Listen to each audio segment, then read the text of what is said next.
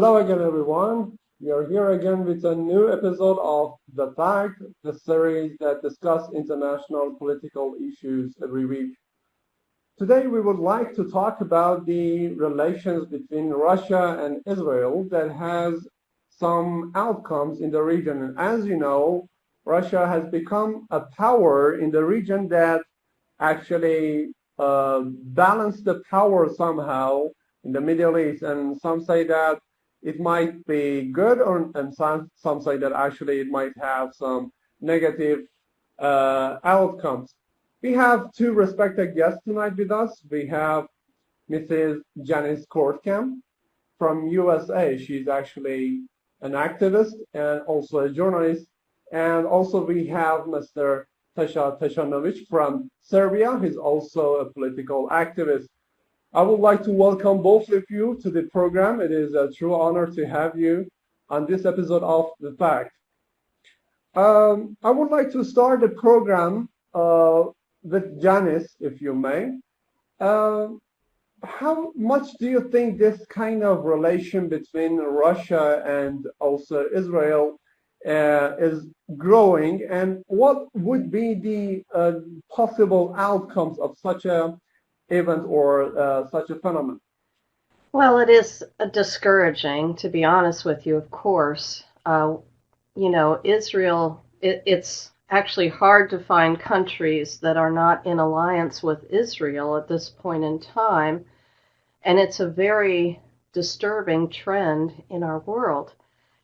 Israel has many ways of achieving influence in countries, and of course in Russia there are many Jews, and many of them are passionate Zionists, and they do there, like Zionists do in Europe and in America. They have a tremendously influential lobby, and as I said, many ways of achieving influence. So there's money, of course, there's bullying and even blackmail, and a certain amount of brainwashing to support the Zionist entity in Israel. Now, Russia, with Vladimir Putin admitting that he's friends with Benjamin Netanyahu, for example, I think for a lot of us that was a very hard reality to face, but it is the reality. And Putin, of course, is a very pragmatic leader, and he is wanting Russia to become a major world power, and it is, of course, but to be even more so and to truly compete in the international market, the international economy, for example. And one of the ways that countries are allowed to do that by the U.S. is to support Israel. This is one of the many ways of leverage that Israel gains over countries.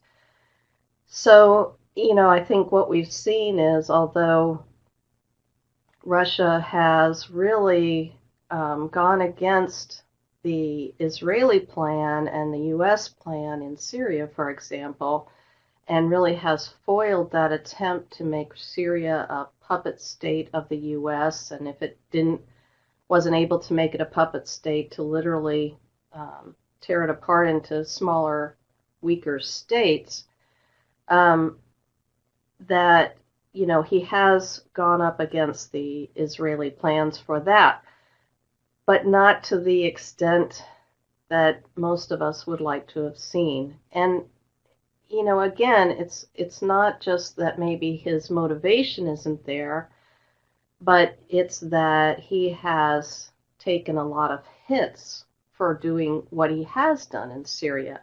And I have to stress that what has happened since Russia came in at the request of the legitimate government of Syria, the map of the war of Syria has changed dramatically. And in fact, Syria has regained most of its territory, most of its people are much safer now, things are returning to stability, rebuilding is occurring, and that sort of thing. And that, Russia contributed tremendously to that.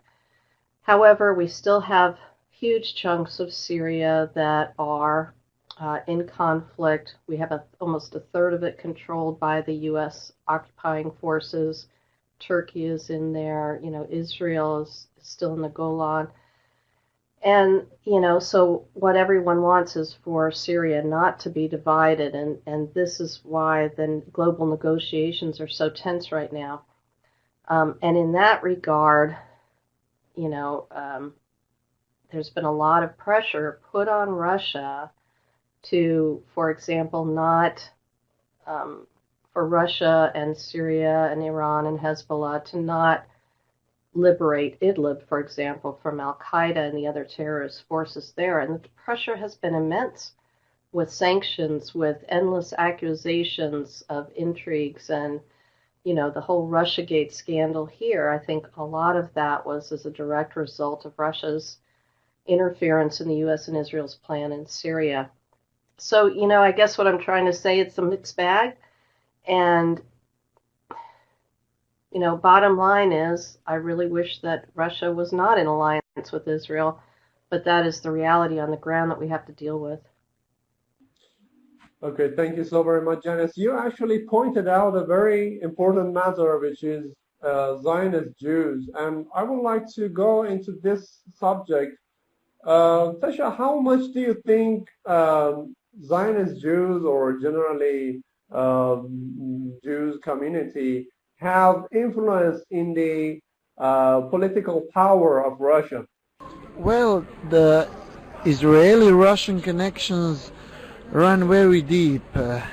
Traditionally, Soviet Union had very anti-Zionist policy towards Israel.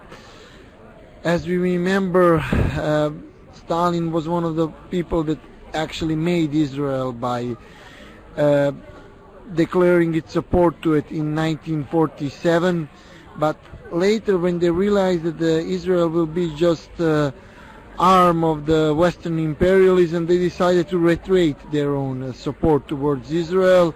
And for the rest of the Cold War, Soviet Union supported the Arabs against Israel. It all changed in 2001 when Vladimir Putin came to power. Vladimir Putin kind of signaled creation of new geopolitics of Russia. One of the core bases of it was to make Russia some kind of a balancing force, to create as many allies for Russia as possible. Russia genuinely tried to be ally with the EU until the events of Maidan in 2014, and I believe that at its heart Russia genuinely wants to be friends with United States, but it's not possible because of its aggressive policy of United States and the sanctions that are currently going on. In the Middle East, as you said in your intro, Russia is pursuing the policy of the balancing force. Currently, Russia has good relations with Iran, but also is trying to somehow establish good relations with Saudi Arabia, for example, and to become some kind of a mediator for future negotiations in Middle East. Israel has 1.5 million of Russian-speaking Jews that speak Russian and that have Russian culture, and because of it, and because of very influential Israeli diaspora in Moscow, the ties between Israel and Russia are very strong. We need to remind ourselves that, for example, the Ministry of Defense of Israel until now was Mr. Lieberman, who was Russian-speaking man and who came from the party of the Russian speakers inside Israel. And there are also strong economical interests. As you know, Israel is one of the leaders in the world in technological innovation, in IT sector, in advanced agriculture, and Russia has an interest in being connected to the high-tech firms in Israel. Israel, despite being the part of the Western Bloc, hasn't submitted to the pressure of the U.S. into declaring sanctions against Russia. There is currently a very lively trade between Israel and Russia, Israeli agricultural products are being exported into Russia. Some of the some of the high-tech companies in Israel are working with Yandex and other Russian companies. So we do have a quite good relations, and I don't think personally that the reason that the Russia will jeopardize its relations with Syria, with Iran because of Israel. I think that the goal of Russia is to be friends both with Iran, both with Israel, as long as it is possible to have such relations. And I think that it shows the continuing trend of Russia trying to become a balancing force and Russia of trying to win as many allies as it can. It's kind of similar geopolitics of current India, for example. Currently, India is trying to maintain good relations with almost all of the countries of the world, except for Pakistan, maybe. And to some extent China, because they realize as an isolated country you must have as many friends as you can, and there's also another factor. It's quite politically incorrect to speak about it, and that is despite the fact that Putin has stopped some of the oligarchs, he hasn't stopped all of them, and the fact is that most of the Russian oligarchs are of Jewish descent, and they control the Russian economy, and that could be also one of the factors why Russia is keen into keeping good relations with Israel. Well, you perfectly mentioned this factor of Russia being the balancing power or force, or this attempt to be such a power in the region. So, Janice, do you think Russia would put pressure on Iran or Hezbollah because of Israel, because of such a balance or so-called, balanced force? And for example, we had this discussion of putting pressure on Iranian forces in Syria to actually to get out of Syria because they might have some threat for Israel. Do you think such a thing would happen because of Israel or not? Well, sure. I think that is possible. I agree with Tesa that, the idea is to be a balancing force in the region and to kind of be considered a leader in these global negotiations. And in the Middle East, they're more critical than just about anywhere else. How far that pressure will extend is unknown, in my opinion, because there's just so many factors involved. I think that, like you said, Russia did apply pressure in areas of Syria for the Iranians, for example, to retreat from certain locations with promises from Israel and from the U.S. for concessions. But what had happened was the Iranians did pull back from some of those positions, and nothing came from the other side. The promises were never followed through with, and I think that Putin is, he is one of the most shrewd men on the planet, and he's seen it all and done it all. But I think it's actually shocking the world just how untrustworthy the U.S. and Israel are in these kinds of negotiations. So I guess my bottom line would be that, as your other guests mentioned, the Jews, the Zionist Jews in Russia have a great deal of economic and political pressure.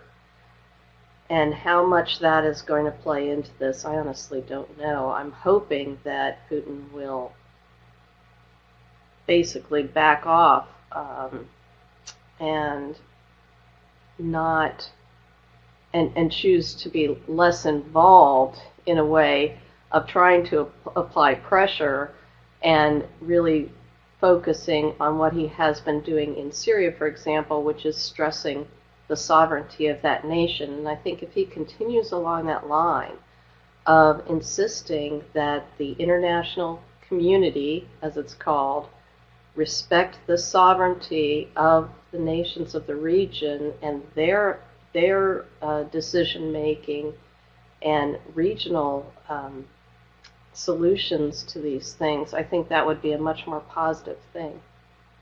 Well, and here comes some kind of, unknown matter, which is the idea or reaction of Russian government toward Palestinians and toward the treatment that Palestinians are getting from Israel.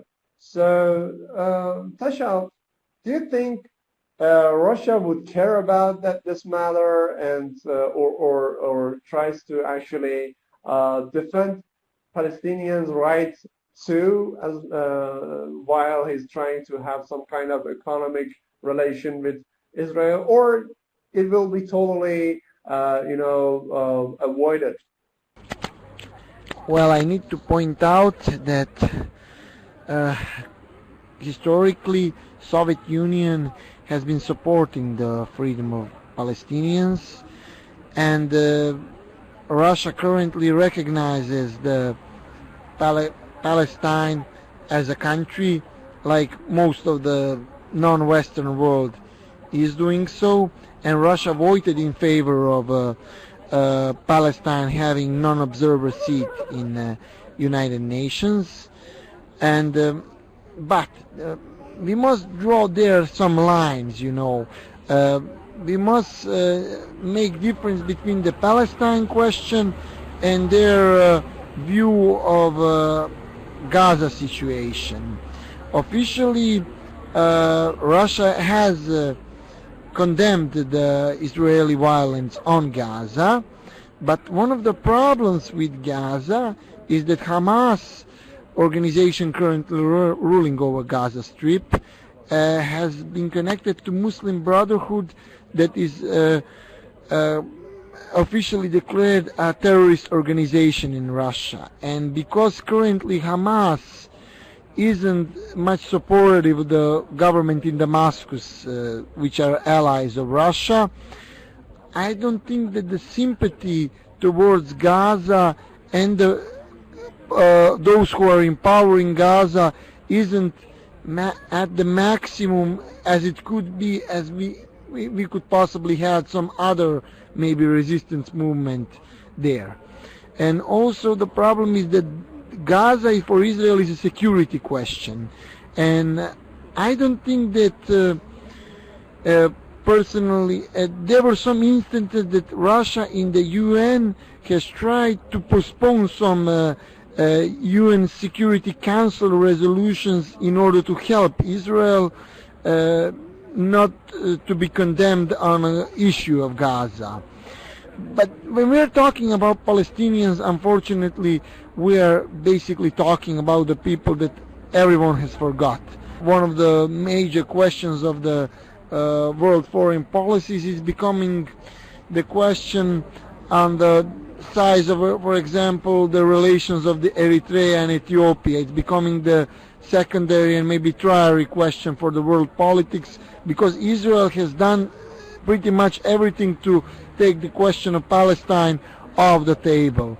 But I don't think necessarily that Russia will agree with some kind of ethnic cleansing of Palestine. Officially, it will support basically all the rights that Palestinian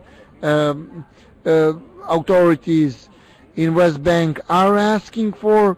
But the problem is we are not really having there anymore any kind of live resistance movement as we had in the past 20 years ago, 30 years ago. So Russian role of balancing between Palestine and Israel today is quite easy, because you basically have two sides that have a frozen conflict and that can't agree with each other. You actually, Tasha, you actually mentioned and explained a bit about the somehow the relation between Russia and Palestinians, especially from political matter. You actually mentioned Hamas.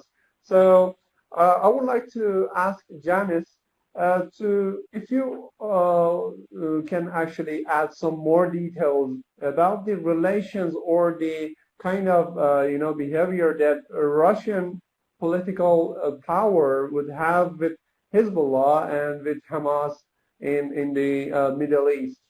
Well, again, I think Syria is essential to understanding that question and the answer as well, because in Syria, of course, now for a couple of years, several years actually, 4 years now, you've had Russian troops fighting alongside Iranian and Hezbollah troops as well as Syrian troops, and I think that will create a dynamic that didn't exist before. So, for example, I've been to Deir ez-Zor and Palmyra and other areas of the country where all of those allies were present.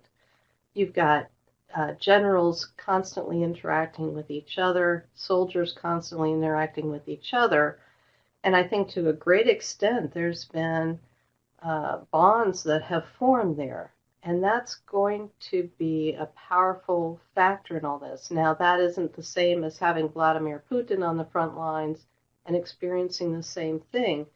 But all of those troops have seen the treachery of Israel, for example, striking Syria hundreds of times illegally. It's had the ability to see how Hezbollah, the professionalism of the Hezbollah soldiers, for example, and hear their side of the story. And this is something that I don't think a lot of people have really talked about.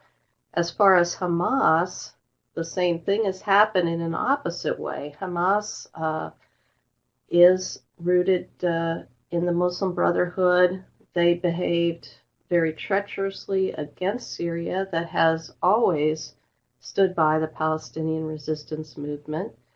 And for many reasons, Syria is actually being attacked because of that fact. And so, Hamas proved that they were not a partner that deals with integrity in these situations, as well as some of the other Arab countries, as you mentioned. So I think that this war in Syria has provided the opportunity for Russian soldiers, commanders, to really be on the ground and see the reality on the ground and hear from these strong supporters of the resistance of what is really going on from their perspective. And I foresee that as playing into all this eventually. We'll see. And I hope that, the people of Gaza can work on nurturing and bringing up leaders that will represent them, I think, more efficiently and accurately. I don't think Hamas represents the people of Gaza accurately. Here we have, I would like to ask our last question, but it might be somehow a hard question, but imagine that there would be a conflict between Iran, a military conflict between Iran and Israel. In such a situation, what would be the reaction of Russia? Because he's trying to balance the power between these two, parties in the region. So if there would be some kind of military conflict between these two countries, what would Russia do? Well, I believe that everywhere there are some red lines, and the problem, as you know, the Israel isn't working independently. It's working with alliance with the United States, and any kind of attack of Israel towards Iran would be coordinated and with the help of the United States. And it is definitely something that is against the interests of Russia, because Russia is occupying the heartland of Eurasia. Attacks on the rimland or the borderlands of the so-called Eurasian continents are meant to weaken Russian power, and because of that, for Iran, for Russia is a weak spot, because if Iran would be one, then West would have its clear way towards the soft belly of Russia, the Central Asia, and the Caspian region. Therefore, for Russia, it is any kind of attack towards Iran is unacceptable. I don't think that Russia will militarily get involved in defending Iran, because that would mean World War II, because that would mean Russia attacking USA. But definitely I think that Russia will use its power in the UN Security Council to somehow veto any kind of possible military attack against Iran. And I believe that Russia will provide all possible diplomatic support to Iran in that case. But it will also somehow try through diplomatic channels to see that it shouldn't jeopardize its relations with Israel, and that the basic needs of Israel are listened to attack Iran. But Israel might have an interest to send a U.S. army to do it instead of themselves, because why would Israeli soldiers and Israeli planes get shut down when you can do the same thing with the American planes? And I think that these all of these I think that all of these things that the Trump administration is doing, such as pulling out the nuclear agreement and these tensions in the Persian Gulf, are working against the Russian interests, because Russians need some kind of a balance in the Middle East in order to project their influence. And if Iran gets attacked, it would jeopardize Syria, and it would jeopardize the Russian positions there, including their naval base in Tartus. So I don't think that Russia will do anything to betray Iran in a case of attack against Israel.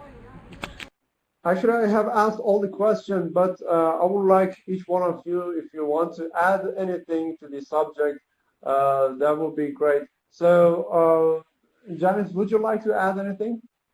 Well, I think this is a very precarious time of history, and we are seeing a lot of upheaval in what were considered to be unshakable strongholds and bases of power. And thanks to the pragmatism of Russia, for example, as well as the clearness of the stand of Iran and the stand of Syria fighting this proxy war for all these 8 years, we're actually witnessing history now that, as your guest said, that it's on the edge of a knife, and a false flag or an attack here or an alliance, a domino effect alliance there, we could be facing a World War III scenario. So the stakes could not be any higher.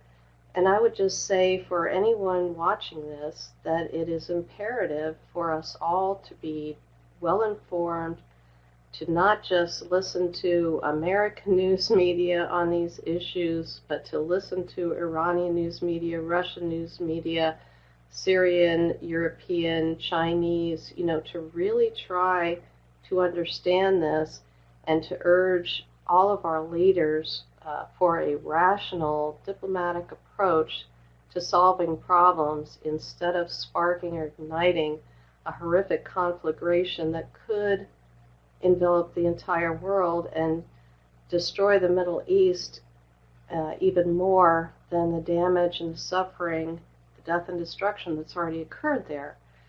And that, if we behave rationally and in with the idea of mutual best interest, that in fact things could look significantly better and more positive, and the world would be safer. So, all I'm saying is, let's be informed, let's be rational, and let's urge our leaders to do the same. I know that sounds naive, but things are just so desperate and dangerous right now.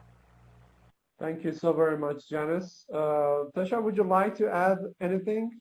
Yes, I would like to add that when it comes to the relations between Russia and Israel, the question is whether those relations are a thing of a geopolitical constant or the good relations between the current leaders of Russia and Israel. Currently, Netanyahu has excellent relations with Israel, but if Netanyahu loses the general elections this autumn, that might actually change.